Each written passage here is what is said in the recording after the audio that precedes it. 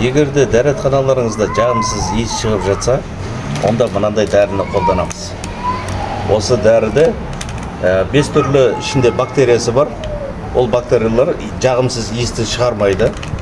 Және де бір пакеті 2,5 кубқа жетеді. Осыдан алып, қазір біз суға араластырамыз, сөйтіп сумен бірге құямыз. Саламызды араластырамыз.